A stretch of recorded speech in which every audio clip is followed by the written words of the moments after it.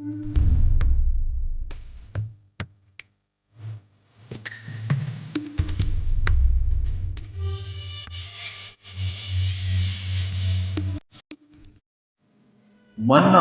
மறை மாவட்டத்தின் பரப்பு கிடந்தான கர்த்தர் திருத்தலத்திலிருந்து திருவிவிலிய சிலுவை பாதை வழியாக உங்களை சந்திப்பதில் மகிழ்ச்சியடைகிறேன்.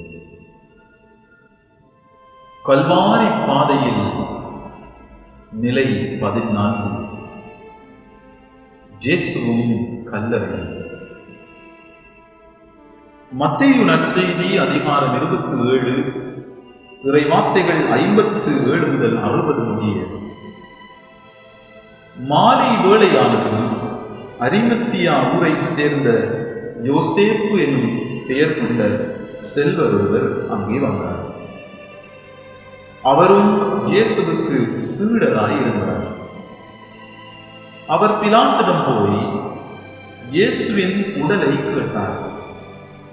பிலாத்தும் அதை கொடுத்துவிட கட்டளையிட்டார். யோசேப்பு அவ்வுடலை பெற்று தூய்மையான மெல்லிய துணியால் சுற்றி தமக்கென பாறையில் வெட்டியிருந்த புதிய கல்லறையில் கொண்டு போய் வைத்தார். அதன் வாயிலில் ஒரு பெரும் கல்லை உருட்டி வைத்துவிட்டு போனார்.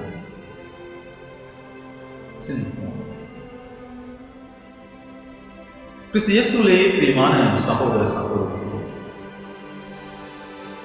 காட்டில் உள்ள பறவைக்கும் விலங்குக்கும் இறந்தபின் இரங்கல் கூட்டங்கள் இடம்பெறுவது.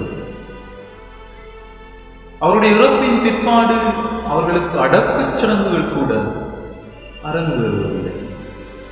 மனிதன் மட்டும்தான் தன்னுடைய வாழ்க்கையிலே அவன் இறந்த பின்னும் நினைக்கப்படுகிறான், நினைவு கூறப்படுகிறான். ஆயினும் பல மனிதர்கள் இறந்த உடனேயே மறக்கப்படுகிறார்கள். உயிரோடு இருப்பவர்களுடைய நிகழ்கால சந்தோஷத்திற்காகவே பல மனிதர்கள் இறந்த உடனேயே மறுதளிக்கப்படுகிறார்கள், மறக்கப்படுகிறார்கள். ஆனால் கிறிஸ்துவின் பிரியமானவர்களே, இன்று மனித வரலாற்றிலே பல மனிதர்களுடைய உடல்கள் உலர்ந்து போனாலும் இறந்து போனாலும் அவர்கள் இன்னும் பல மனிதர்களுடைய இதயங்களில் ஈரமாக இருக்கத்தான் செய்கிறார்கள். என்று சொன்னால் இந்த மனிதர்கள் எல்லாம் தங்களுடைய இந்த உலக வாழ்க்கையிலே தாம் அனுபவித்த வலிகளை எல்லாம் சுமந்து அவற்றை மற்ற மனிதர்களுடைய வாழ்க்கையினுடைய வழிகளாக மாற்றம் செய்து கொடுக்கிறது, சமைத்து கொடுக்கிறது. அதனால் இன்னும் பல மனிதர்களுடைய இதயங்களில் ஈரமாக இருக்கிறார்கள், நினைவு கூறப்படுகிறார்கள். அந்த வழியிலே ஆண்டவர் இயேசு கூட கல்லறையில் ஒருவனை 3 நாட்கள் கூட அந்த கல்லறையினுடைய கட்டுப்பாட்டுக்குள்ளே இருக்க முடியவில்லை, அல்லது கல்லறை அவரை 3 நாட்கள் கூட தன்னுடைய கட்டுப்பாட்டுக்குள் வைத்திருக்க முடியவில்லை. அவர் அங்கிருந்து விருட்சமாக வெளிவந்து கிறிஸ்தவம் என்று சொல்லுவது ஒரு பெருவிருட்சமாக உலகத்தில் உருவெற்றுக் கொண்டிருக்கிறார்.